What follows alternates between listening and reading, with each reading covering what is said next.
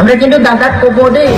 আপোনাক কোনোবাই অপহৰণ কৰিছিলে আমিহে উদ্ধাৰ কৰিছিলোঁ বিবাদী নানে খুবুংগল দেন আন্দে মই কিয় তেখেতে দিল্লীৰ পৰা ৰাজ্যৰ পৰা তেখেতে উন্নয়নৰ পুঁজি ইয়াত আনিব পৰা চৰকাৰৰ পৰা আহিব লগা যিখিনি ধন বিটিচিয়ে পাব লগা যিখিনি ধন সেইখিনিও তেখেতে আদায় কৰিব পৰা বিটিআৰ চুক্তিখন 5 বছৰ পাৰ হৈ গ'লেতো সফল ৰূপায়ণ তেওঁ কৰিব পৰা নাই এটা দফাও কাৰ্যকৰী কৰিব পৰা নাই গতিকে সম্পূৰ্ণৰূপে জিৰ' হৈ আছে প্ৰমোদ বড়ো ডাঙৰীয়াই আৰু আমাৰ মাননীয় সভাপতি হাগ্ৰাম মহিলাদেৱে কোৱা ধৰণে প্ৰমোদ বড়ো ডাঙৰীয়াই কেইটামান স্পীড ব্ৰেকাৰহে বনাইছে আৰু এই কথাটো আৰু আমি যদি বিশ্লেষণ কৰোঁ প্ৰমোদ বড়ো ডাঙৰীয়াই বিটিচিৰ উন্নয়নৰ ক্ষেত্ৰতে হেঙাৰ হিচাপে থিয় হৈছে অৰ্থাৎ স্পীড ব্ৰেকাৰ হিচাপে থিয় হৈছে তেখেতে দিল্লীৰ পৰা ৰাজ্যৰ পৰা তেখেতে উন্নয়নৰ পুঁজি ইয়াত আনিব পৰা নাই যাৰ কাৰণে বিটিচিখন পিছুৱাই গৈছে আমাৰ যিখিনি ৰাস্তা ঘাট বিভিন্ন দলং হাগ্ৰামা মহিলাদেৱে বনাই থৈ গৈছিল আপোনালোকে জানে প্ৰায় 3000 কালভাৰ্ট বনাইছিলে ছাৰে প্ৰায় 1000 ডাঙৰ ডাঙৰ দলং বনাইছিলে সেই দলংবিলাক আৰু ৰাস্তা ঘাটবিলাক যে বনাইছিলে প্ৰায় 4000 কিলোমিটাৰ ৰাস্তা বনাইছিলে সেইখিনি মেৰামতি কৰাতে বিফল হৈছে আচলতে প্ৰমোদ বড়ো ডাঙৰীয়াই আৰু হাগ্ৰামা মহিলাদেৱে বনাই থৈ যোৱা যিখিনি আপোনাৰ বিভিন্ন অনুষ্ঠানবিলাক আছিলে সেইবিলাক ৰিপেয়াৰিঙৰ নামত মেৰামতিৰ নামত এটা লুণ্ঠন ৰাজ চলোৱা আমাৰ পৰিলক্ষিত হৈছে অকল বেঞ্চাৰ শিক্ষক তেখেতসকল অশান্তিত আছে যিসকল টেট পাছ কৰা আমাৰ যুৱক যুৱতী তেখেতসকল অশান্তিত আছে যিসকল আমাৰ কণ্ট্ৰেক্টৰ আছিলে বিটিচিৰ সেইসকল অশান্তিত আছে আজি আমাৰ যিসকল আন্দোলনকাৰী আছিলে আজিৰ তাৰিখত তেওঁলোকে জেলত আছে তেওঁলোকো অশান্তিত আছে তেওঁলোকৰ পৰিয়ালৰ মানুহখিনি অশান্তিত আছে যিসকল শ্বহীদ হৈছে বলিদান দিছে তেখেতসকলৰ পৰিয়াল আজি অশান্তিত আছে শান্তিত কোন আছে প্ৰমোদ বড়ো ডাঙৰীয়া অকলে শান্তিত আছে কাৰণ প্ৰমোদ বড়ো ডাঙৰীয়াই তেওঁৰ একাংশ যিসকল ফুৱে বাৰে থকা ব্যক্তি তেখেতসকলক লৈ যি কমিশ্যন ৰাজ চলাই আছে আপোনালোকে দেখিছে যে ধাৰাবাহিকভাৱে ডাম্পাৰৰ পৰা টকা সংগ্ৰহ কৰিব আৰম্ভ কৰি বিভিন্ন ধৰণৰ গুণ্ডাৰাজ লুণ্ঠন ৰাজ ধন দাবী এইবিলাক ত্ৰাসৰ সৃষ্টি কৰিছে যাৰ কাৰণে ৰাজ্যে ইতিমধ্যে সিদ্ধান্ত লৈছে যে ইয়াৰ পৰা পৰিত্ৰাণ পাব লাগে আৰু বিটিচিত নতুনকৈ হাগ্ৰামা মহিলাদেৱক শাসনত আনিব লাগে আমি শুনিবলৈ পাইছোঁ আৰু দেখিছোঁ প্ৰায় এমাহতকৈ বেছি সময় ডাম্পাৰখিনি বন্ধ হৈ আছিলে কিয় বন্ধ হৈ আছিলে যে ইয়াত ধন দাবী কৰা হৈছিলে প্ৰতিখন ডাম্পাৰৰ পৰা টকা বিচৰা হৈছিলে যাৰ কাৰণে দীৰ্ঘ প্ৰায় এমাহ সময় ডাম্পাৰখিনি বন্ধ হৈ আছিলে ইয়াত সম্পূৰ্ণ কুৱেৰবিলাক বৈধ চালান থকাৰ পিছতো তেওঁলোকে বন্ধ কৰি ৰাখিব লগা হৈছিল এতিয়া শেষত বাধ্য হৈ পেলাই তেওঁলোকে যিহেতু পেটত গামোচা বান্ধি থাকিব নোৱাৰে শ্ৰমিকসকলে কাম কৰিব লাগিব আৰু এই যিসকলে আপোনাৰ বৈধ চালান আনিছে তেওঁলোকৰ যথেষ্ট খৰচ হয় এইবিলাক যথেষ্ট প্ৰচেছ থাকে গতিকে তেওঁলোকে 2000 টকা গুণ্ডাৰ টেক্স দি হ'লেও আজিৰ তাৰিখত কিন্তু তেওঁলোকে কাম কৰি আছে গতিকে ইয়াৰ চৰম দুৰ্ভাগ্যজনক কথা আৰু ইয়াৰ মিডিয়াৰ যিখিনি কথা বতৰা আহিছে তাৰ ওপৰত তদন্ত হোৱাটো আমি বিচাৰিছোঁ যিখিনি অবৈধ কুৱেৰী আছে সেইখিনি বন্ধ কৰিব লাগে আৰু এইটো কাৰ ইংগিতত হৈ আছে এইটো আপোনালোকে সকলোৱে জানে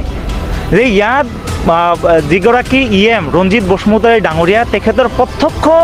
সহযোগিতা তেখেতৰ একেবাৰে মিলা মিছা হৈ পেলাই এইবিলাক কাম কৰি আছে যিখিনি অবৈধ খনন ইয়াত চলি আছে সেইখিনি বন্ধ হ'ব লাগে কোনো কাৰণতে আজি গৰাখহনীয়াৰ যিটো কালৰূপ দেখিয়ে লৈছে আৰু ইতিমধ্যে বান্ধ খহি যোৱা নিউজো আমি বাতৰি আমি পাইছোঁ গতিকে সেইবিলাক ষ্ট্ৰিক্টলি তেওঁলোকে বন্ধ কৰিব লাগে আৰু এই ক্ষেত্ৰত প্ৰমোদ বড়ো ডাঙৰীয়া চকুমুদা কুলিৰ ভাও জুৰিছে এয়া চৰম দুৰ্ভাগ্যজনক তেওঁলোকে 2ৰ পৰা 3টা ছিট পাব প্ৰমোদ বড়ো নিজে হাৰিব তেওঁ গৈবাৰী সমষ্টি হাৰিব ইতিমধ্যে কুকলাবাৰী তেওঁ এৰি দিছে গতিকে প্ৰমোদ বড়ো ডাঙৰীয়া ৰাজ্যসভাৰ বাদে তেওঁৰ কোনো অপশ্যন নাই চৰম মিথ্যাবাদী চৰম সুবিধাবাদী এটা প্ৰতিশ্ৰুতি তেখেতে পূৰণ কৰিব পৰা নাই তেখেতে যিখিনি 160টাতকৈ বেছি প্ৰতিশ্ৰুতি তেখেতে প্ৰদান কৰিছিলে সকলো প্ৰতিশ্ৰুতিৰ পৰা তেখেতে ফালৰি গৈছে আৰু আগৰ কথাখিনি তেখেতে পাহৰি গৈছে ভূমিৰ পট্টাৰ নামত তেখেতসকলে যি কাগজ বিতৰণ কৰিছে তাৰ ভেলিডিটি মাত্ৰ 3 বছৰ আৰু এইটো আপোনালোকে জানে যে লেণ্ড পলিচি 1989 মতে ক্লজ 3.1 অনুসৰি তেওঁলোকৰ এই মাটিৰ যিখিনি সেটেলমেন্টৰ কাগজ দিছে ইয়াৰ ভ্যালিডিটি মাত্ৰ 3 বছৰ 3 বছৰৰ পিছত পুনৰাই তেওঁলোকৰ কাগজপত্ৰ পৰীক্ষা কৰা হ'ব আৰু যদি খিলঞ্জিয়া বা ভূমিপুত্ৰ হয় তেতিয়াহে তেওঁলোকক মাটি দিয়া হ'ব গতিকে ইয়াত আপোনালোক সকলোৱে জানে ইয়াত কি কোৱা হৈছে আৰু ইয়াৰ জৰিয়তে কোন লাভান্বিত হয় কোন লাভান্বিত নহব আৰু যদি পৰিয়ালত কাৰো নামত মাটি নাথাকে তেতিয়াহে আপোনাৰ এই পট্টা কাৰ্যকৰী হ'ব আদাৰৱাইজ নহব সম্পূৰ্ণ ভেকুৱানা মাটিৰ পট্টাৰ নামত যিখিনি কাগজ বিতৰণ কৰি আছে ভেকুৱানা বুলি ক'ব বিচাৰিছোঁ আজি আমাৰ উত্তৰ বাৰাপাটাত বিশেষ এটা জয়নিং কাৰ্যসূচী আছিলে ইউপিপিএল দলৰ পৰা আৰু কংগ্ৰেছ ইউডিএফ দলৰ পৰা আমাৰ প্ৰায় অৰ্ধশতাধিক দলীয় কৰ্মী আমাৰ বিপিএফ দলত যোগদান কৰিছে আজি আমাৰ যুঁজ আচলতে 1 নম্বৰত বিপিএফ থাকিব আৰু 2 নম্বৰত বিজেপি থাকিব আৰু 3 নম্বৰত হে ইউপিপিএল দল থাকিব বুলি আমাৰ যেটো প্ৰাথমিক তথ্যত আমি এখিনি পাইছো আৰু সেইমতে ইতিমধ্যে আপোনালোকে দেখিছে যে শাসনাধিষ্ঠিত দল সেই দলৰ পৰা আজিৰ তাৰিখত আমাৰ বিপিএফ দলত যথেষ্টখিনি মানুহ যোগদান কৰি আছে সকলো ঠাইতে যোগদান কৰি আছে ধাৰাবাহিকভাৱে আৰু ইয়ে প্ৰমাণ কৰে যে মাননীয় হাগ্ৰামা মহিলাদেৱৰ যি জনপ্ৰিয়তা এটো দিনক দিনে আৰু বৃদ্ধি পাই আছে नोंथांमोना गोबाङानो मिथिया जानो हागौ बिथाङा किडनेप स्ट'रिनि खोथा बुंदों स' बे किडनेपआ मामोन एसे हयथ' मिन्थिनो लुबैयो बा आं एसे फोरमायनो लुबैयो 1993 मायथाइनि 29 एप्रिल हर गेजेराव आंखौ लाफानानै आंनि आदा सासे आरो फिल्म मेकार जन्स महलिया आरो बिथांनि फिसालाखौ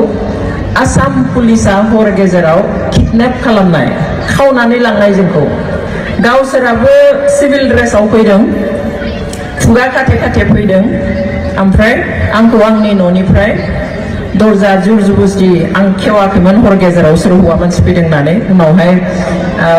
खाथिनि मानसि सासेखौ लाना फैनानै दरखौ खेवहोनानै आं बिनि माथो खोनानायखाय आं सिनाखि मानसिनि माथो खोनानायखाय आं खेवना होबाय एटलिस्ट माबा मोनसे जाब्लाथ' सोरबा साखि थागोन होननानैहाय थ' उनावहाय लोगो लोगो खुगा मेगन खाथेनानै गारि गंसे सोनानै लानानै थांबाय किडनेप अखानायनिफ्राय हुलस्थुल गुथै आसाम अब्ला बे समाव जन सिं थिकाथारादाया डिसिमोन गुवाहाटी कामरुपनि स'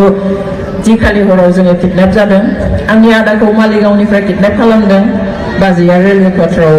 थायोमोन रेलाव साख्रि मावनाय आंखौ आं बामुनि मैदाननि मोनसे न'आव आङो भारा थायोमोन बेनिफ्राय किडनेप खालामदों आरो जन्स महलियाखौ पुब सरनियाव थानाय बिथांनि भारा न'निफ्राय किडनेप खालामदों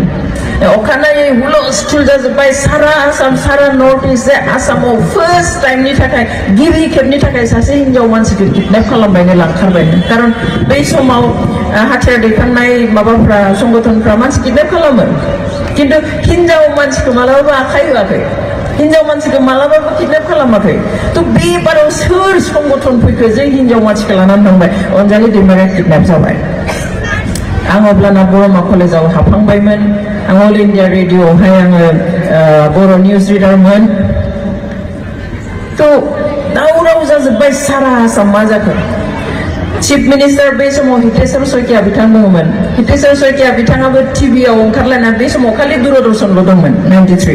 दूरदर्शनाव ओंखारलायनानै बुंबाय যিসকলে তেখেতসকলক অঞ্জলি দৈমাৰীকে আদি কৰি যি চাৰিজন ব্যক্তিক যিসকলে অপহৰণ কৰি নিছে বিনা চৰ্তে মুক্তি দিব লাগে লাইনাनै সিএমआनो गावनो ओंखारलायनानै अपहरणकारीफोरखौ बुंबाय उनाव मा ओंखारखो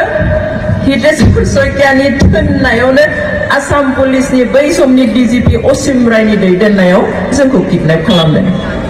आसाम पुलिसा किडनेप खालामनाय अपहरण खालामनाय वर्ल्डआवनो बुहुमावनो हयथ' बेनो प्रथम लाङो दैखांना लांनानै बुथारनानै गारहैयो पुलिसा जों मिन्थियो गावथारहैयो मायो खिन्थु अपहरण खालामनानै नाटक खालामनाय जों सानस'नोबो हाया बेनि उनाव मेगन खानानै लानानै थांना 10 दिन मेगन खाथाबनानै दोनदों आंखौ जानाय लोंनाय टयलेटाव थांनाय जेरावब्लाबो बेखौ खेवनानै होआ बिसोर हमै हमै लानानै थांदों आंखौ बाथरुमाव सोनानै होयो आंखौ बिसिनाव फज'नानै मेगना खाथेनाय आंनि थाफ्लियावहाय ओंखाम थुरसिखौ होयो होनानै आंनि आखाइखौ हमनानै एदु दाल एदु सबजि एदु भात खाव नों मेगन खाथेनानै जाबाय था आंखौ जि रुमाव दोनहैदोंमोन उनाव जों मिथिबाय फासि बाजाराव थानाय रिजार्भ पुलिसनि गेस्ट हाउसनि मोनसे रुमाव दोनदोंमोन आंजों सानै कनस्टेबल सोनानै दोनफायो बिसोर बेखौ बुंनो नागिरदोंमोन जे सोरबा उग्रपन्थीयासो जोंखौ किडनेप खालामदोंमोन ओमफ्राय पुलिसा जोंखौ बासायबाय खिन्थु बे नाटकआ जाफुङाखिसै बिसोरनि मोनसे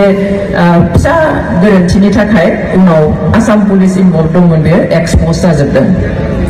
10 दिननि उनाव 10 दिन बिदिनो हावा रावा आसामाव रायजो राजा जोंनि बर' फिसाफ्रा हाजार हाजार फैना गभर्नर हाउस घेराव खालामफैदों दिसपुर घेराव खालामफैदों 60 बोसोर 70 बोसोर आइजोफोरा बुजादों जोंनि थाखाय जे बहा दङ नागिरना होनांगौ सोरखारा साब्रै मानसि आइजो मानसि सासे अपहरन जाबाय मानो नागिरनानै मोनाखै किन्तु उनावहाय सोरखाराथ' होनबाय थादों मिन्थिया जन सिं थिकाथारनियासिम थांबाय जोंनि न'नि मानसिफ्रा गावनि मानसि होननानै माबाफोर खबर मोनो नामा ना बिथाङाबो मिन्थिया सानैल' मानसि मिन्थियो चिफ मिनिस्टार आरो बै समनि डिजिपि असिम रय बे सानै मानसियाल' बे प्लटखौ बानायनायाव इनभल्भमेन्ट रावखौबो मिन्थिहोआ 10 दिन बिदि गोदाव सोराव मानसिफ्रा सिखारस्लाबनि पेपार नायनो नागिरो दिनै माबाखौ गोदान खबर फैबाय नामा बेनि उनाव 10 दिननि उनाव मा जाखो बिसोरो आदाखौ आरो बे जन्स महलिया फिल्म डिरेक्टरमोन बिथाङा थैबाय दा गैलिया बिथांखौ जाय जायगायाव दोनदोंमोन जराबादथिं मोनसे थानाव दोननाय बिनिफ्राय पुलिसनि ट्राकनि गाहायाव फज'नानै पानबाजार थानायाव लानानै फैबाय सोर हरखो मिन्थिया लानानै फैनायाव बिसोर बेयाव मेगन खेवना होफैबाय सासेहा शार्ट गैया सासेहा पायजामा गैया उनावहाय बिथांमोना होनबाय जे नोंसोरखौ सोर लाबोदों होननानै जों मिन्थिया ओमफ्राय कागज एकाउन्ट दियकसुन आसे जुदि माने पेन्ट शार्ट गैला गेन्जिजोंनो थाबाय थादों बेनियामजोंनो न'नि मानसि खाथियाव दङ आं लाइजाम हरनि होननानै लिखिदों होननानै ओमफ्राय पेपारबो गैया पुलिस थानाव पानबाजार पुलिस थानाव गांसे बाहायजानाय एनभेलप लिरखानाय साथिंजाय एड्रेस लिरनाय दङ उनथिं खालि इयाते लिखक जाबायनो बे लिरना हरबाय जे इंलिशाव लिरनानै हरबाय we are at Panbazar police station and brought from the Jarabad police station and Subud Daimari is also with me Subud दैमारियाबो आंजों दंफायो जों दायो पानबाजार थानाव दङ जोंखौ जराबाद थानानिफ्राय बेयाव लानानै फैदों होननानै बिथाङा बेखौ जेने थेने थननानै होग'नो हाबाय ओमफ्राय बे लाइजामखौ पानबाजारनि असिया जेबो सानालासिनो जिसो बिगोन होनदों बे जि बिनायखौबो लिराखै बेयाव ओमफ्राय खाथियाव पिसिआव मोनसेयाव खामानि मावोमोन बिनि बिबाननि सासेया ओमफ्राय कनस्टेबल सासेखौ होनानै हरबाय कनस्टेबला जेब्ला बेयाव होफैबाय बे पिसिअनि मानसिया जन्सदानि बिसिखौ बाजै दलिखौ फन खालामबाय जे जन्सदाया पानबाजार थानाव दङनो नैबेयाव लाइजाम गांसे सफैदों आंनियाव हिन्जावा खारै नायफैनानै नुबाय जे बे हेन्ड राइटिंआथ' आखराथ' बिनिनो गावनि फिसायनिनो जन्स महलियानो हुलस्थुल जानानै बे खागजा बोरै माबायाव थांबाय मिडियायाव थांबाय अखानायै बे एनभेलपआनो गासैबो निउस पेपारनि फ्रन्ट लाइनाव साफायजोब्बाय जन्स महलिया मा लिरनानै हरनाय बिनि उनाव उपाय गैया जोंहा न'निफ्राय हाइकर्टआव हेभियास कर्पास खालामबाय बिसोरखौ दिन्थिनांगौ देखायनो नांगौ जाय लांदों बिसोरो कर्टआव फैनानै हाजिर जानानै कनफेस खालामनांगौ स' हाइकर्टआव उपाय गैया डिजिपि असिम रया गावनो फैनानै बुंफैबाय जे बिसोर किडनेप जायाखै जोंसो लांदों माने जों किडनेप खालामदों जों दैखांदों खुनु संगठना लाङाखै जोंनि आखायाव दङ जोङो माखासे इनभेस्टिगेसन खालामनो थाखाय जोङो फोसावाखै माने बाहेराव दिहुनाखै खोथाखौ बेनि उनाव अखानायै जोंखौ लोगो हमनो होदों न'नि मानसि आंखौ जालुकबारि थानाव लांदों आदाखौ बशिष्ट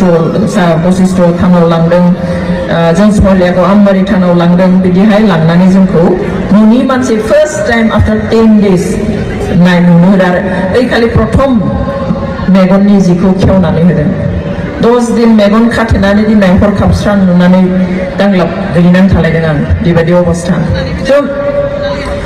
जेब्ला आंखौ बे माबानिफ्राय फासि बजार माबानिफ्राय गेस्ट हाउसनिफ्राय लांबाय थादों मेगन खानानै আজি আপোনাক এঠাইত লৈ যাম আপোনাৰ 1 নম্বৰ দাদা হিচাব जोंहा बुरजा आदा आबौ दं नालाय जों 11 जन 1 নম্বৰ आदाया फैदोंमोन ओमफ्राय কিন্তু দাদাক ক'ব দেই আপোনাক কোনোবাই অপহৰণ কৰিছিলে আমিহে উদ্ধাৰ কৰিছিলো বিবাদী होननानै आंखौ बुंनो होदों आं মই কিয় কম आंखौथ' रावबो आंखौ न'निफ्राय जि गारियाव लानानै फैदों बे गारियावनो आं दिनैसिम बे जायगायावनो दङ सोरबाया आंखौ किडनेप खालामनायमोनब्ला नोंसोर आंखौ उद्धार खालामनायमोनब्ला हाथापाय जागौमोन बहाबा नाख्रांला नार्साजि गारि सोलायलायनाय जागौमोन नाला नार्सि जागौमोन बोलाबोसि जागौमोन बिदिथ' जायाखै आं मिसा खौरां बुङा आरो ओमफ्राय उनाव आं आदानो खोन्थाजोब्बाय गासैखौबो बिनि उननिफ्राय आंखौ काहिलिपारा फोर्ट एपिबिएननि गेस्ट हाउसआव दोनहैबाय 53 days पुलिस कास्टडियाव दोनदों आंखौ बेनि उनाव 6 मास जेल बे 1993 नि खोथा स' आं मानो बुंदों बेखौ दा बेखौ आङो साननानै आं दिनै मा होनो आइ फिल प्राउड हारिनि थाखाय माबा मोनसे कन्ट्रिबिउसन होनानै बेखौ खालामनायनि आन्दोआव मा दङमोन बै समनि बिएसएफ होमब्लाना एनडिएफबि या एनडिएफबिया 94 आव नामा एनडिएफबि जादों किन्तु 86 आव जोनोम होयोब्ला बे संगठननि नामा बिएसएफ मोन बर' सिकिउरिटि फर्स बेनिफ्राय 93 जोंखौ खावदों 94 बे संगठननि नामखौ BSF खौ सोलायनानै NDAP खालामदों स' बे समाव BSF एबा NDAP आ आसामनि सासे गिदिर मानसिखौ किडनेप खालामदोंमोन बेनिखाय प्रेसार होनो न'नि मानसि हिसाबै जोंखौ आदा आरो आंखौ दैखांनानै लांदोंमोन आरो हयथ' बे खागजा फैयामोनब्ला